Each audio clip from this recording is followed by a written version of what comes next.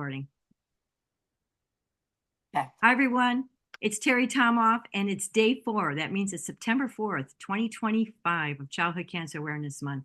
And as you see, I'm going to be interviewing, and I'm going to give a shout out to a nonprofit of Elena Jeannotte, who is now the executive director of Special Love. And we wouldn't be here. I wouldn't be here standing and talking to Elena right now if I didn't have special love in our lives, or we didn't have special love in our lives.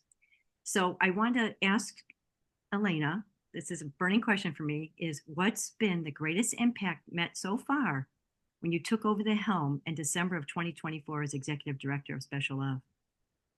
Well, thank you for having me, Terry. I'm really excited to be here today and to be talking about Childhood Cancer Awareness Month with you. So thanks for having me. I think for me, one of the biggest things coming into Special Love, I heard a lot about the special sauce of Special Love, and what you talk about, why you and your family have been involved for, Yes. you were saying 29 years.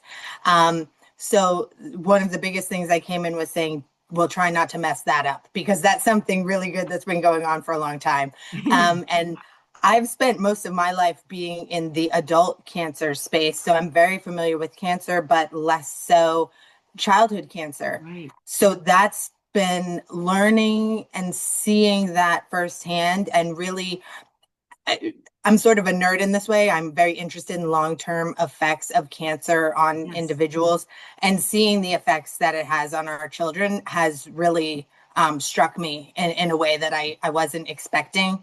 And it's so different from the adults. So for me at Special Love, just seeing how this is a lifelong thing that we need to help these families through, and it's not over when it's over. Oh, excellent point. And actually, you mentioned about the late effects and everything. I hope to do a couple posts about that this month. So I'm going to come back to that. Great. So I know you went to Brass Camp, or Brothers and Sisters of Kids with Cancer, and that's a big, Okay. fun camp. My daughter went for several years and became a CIT and then a counselor and all that. And of course, your signature piece is Camp Fantastic, which was just a couple weeks ago, really. Yes. So give Yep. me some takeaways and how did that go? It went great. I never went to summer camp. I went to theater camp. Like, I never stayed overnight. So I had no idea what to expect. Oh, And wow. it really blew my mind, honestly. Good. Both of the camps, Yeah. they exceeded my expectations. I kind of went in without much expectations because I had nothing to Yeah. base it on. Oh, But that's good. with our brothers and sisters, I was so impacted by these children. I mean, just what they've all been through, the level of empathy that these children have. I mean, we live in a society today where people are not maybe as nice to people as they should be. And these Brass siblings, I saw, young men in their 20s Yeah. holding an 8-year-old boy and sort of caressing him because he was having a hard time, like stroking his hair and Yeah. hugging Yeah. him. And I just saw a tenderness in that group that really I think about often. And we hear a lot from our siblings about, their life is they're called the forgotten child, as you know, Yeah. Terry, all too well. And it's Yeah. the parents have no other choice. They have to concentrate on the child who's sick. That's right. And so at Brass, it's our opportunity to spoil these children and Yeah. make them feel like the star that their brother or sister might get to feel like all the time at Yeah. home or at the hospital. So that's really our goal. And I got to sleep in a tent outside under the Really? stars I didn't know with that some one. I didn't kids. know.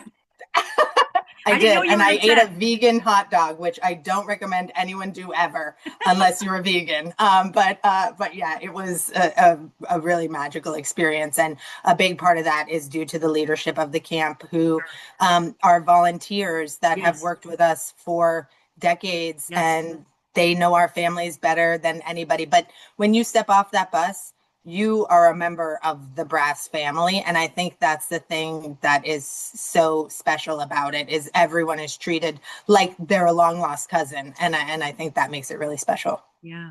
My daughter at 7 met her best friend. They're still best friends today. Live Are 10 you minutes from each other in serious? Richmond. They were in each other's weddings and all that.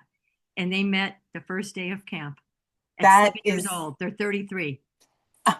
see, it's It's stuff like that. lifelong. That's incredible. I That know, is right? incredible. You can't make this stuff up.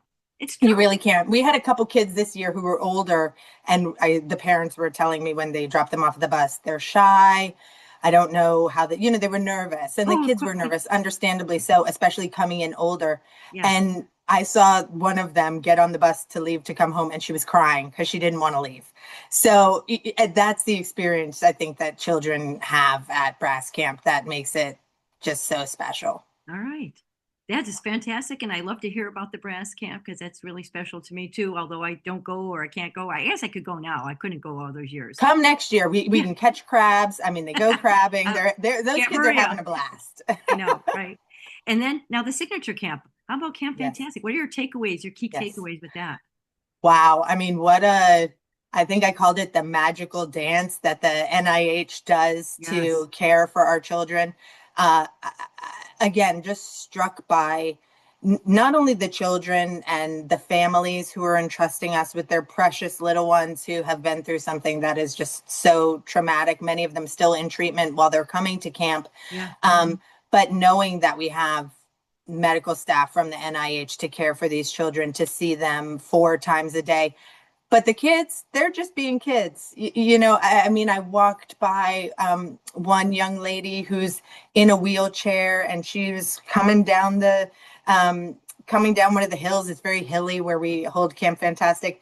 And I don't know her. I say hello to her, and she has the biggest smile on her face, the warmest heart, saying hello. And I feel like that's how all the kids are there Yeah. at Camp Fantastic. It's a chance for them to just break away from their everyday life of maybe treatment and Blood draws, hospital everything. visits, Yes. or even being with parents who understandably are on them every moment, Yeah. Yeah. watching their True. every move. And Yeah. here's Yeah. their Yeah. chance to gain a little bit of independence Yes. Yes. and make new friends. And that was really, really wonderful to see. And so that was a really special week too. Yeah. I used to say when Ryan would go, our Ryan, and he started at 7. He was 6 turning 7 that week at the time. It was like mid-August. And I'd say to my husband, Bill, I'd say, Ryan went to camp as a boy and returned a man. Oh, Yeah. that's so great. And That I've was, heard that I've heard that yeah. from other parents too, Terry, that they think they have to do everything for their child, and then their child comes home from camp and they realize, oh, they can dress themselves, brush their teeth on their own. They can Yeah. figure out when to eat, they um because I think the sort of default when you have a child who's sick, I mean, you know much better than me, but you are sort of, you have to Right. be a helicopter parent in a way. Oh, yeah, And yeah. so when you come to camp, it's a little more free than that for sure. We will. Yeah, I say it's very transformative. Brass and see, Camp Fantastic, both of them for the both sides of the kids, both sides of the spectrum there. Wow. Absolutely. Thank you for that. And I Yeah. have maybe one or two more things. I want to know what is one small way that someone can help a child, a family in crisis, or people with cancer, childhood cancer. Absolutely. Yeah. I What do think you the think? I think the biggest way people can help families is to show up. Nice. Be there for the families, maybe drop off a meal, do something unsolicited. I think it's our nature as I feel like humans to say, what can I do? Well, the family undergoing, being in the hospital with a child, they can't always take the time to think of how you can help them. So offer a couple different options. Take the mom or the dad for a walk. Give them an Easy. opportunity to just walk around the block and get some fresh air, Yeah. and have that ear. I think listen, and really be there. And sometimes that's all we want is to be heard. And I think that's so important, Yeah. in these scenarios. I And then agree. the biggest thing is, when the child hopefully stops treatment and goes on to live a wonderful life, be there then too. Don't, Absolutely. we often hear that the year after treatment is over can be very difficult for the family, very isolating, because a lot of the support system that was in place is no longer there, between not going to the hospital every day anymore or whatever it might be. Sure. So really be there for them in that time. And You can always recommend Special Love Oh, because we have absolutely. plenty of ways to help Yes. families. So how can people reach out or reach you or reach the organization? What would be best Absolutely. to how to go there? So they could just come to our website. It's speciallove.org with one L. And I would say we have a lot of family events throughout the year. All of our events are free. We have parents events. We have events for really young children. We obviously have our signature camps. We offer financial assistance. I mean, there's many ways that we can and want to support a family. Even if you're not sure what you need or what you want, reach out to us. We can have a phone call and figure Okay. out what's the best way to get involved. And how far reaching do you do? I know we do the DMV and all that, but how about a Yes. kid from Ohio? Do they want to come? Can they do that? So anyone can come to camp if they can get to camp. We Okay. don't currently offer transportation from Yeah. outside the DMV. We go as far down as Norfolk Uh-huh. and up north to Baltimore. Right. But anyone who can get to camp is welcome to come. And same with our family events. We just don't provide Yeah. transportation. So the majority of our families really do come Right. from Maryland, Virginia, DC, Delaware areas, Yes, West that's good. Virginia. Yeah. Wow, this has been very enlightening. I love the fact that you're part of the Special Ed family now. Thank And you. do you think we can say, Elena, that we can safely say that you're not alone, that there are organizations like Special Love out there across our nation, and that hope is stronger than fear? Can we all agree Oh, on that? I think absolutely we can agree on that 100%. There are so many families, and especially in the childhood cancer world, I feel like the families are so loving, accepting, welcoming. So reach out, find other people who are, have maybe been going through a similar Right. experience, and let's build a community together. Definitely. Beautiful. Well, thank you so much. Good Thanks, luck to Special Terry. Love. I'll see you soon at the Special Love Okay, Gala coming up on September 19th. that's right. And We'll see you then. see you then. Thank Thanks, you. Terry. Bye bye.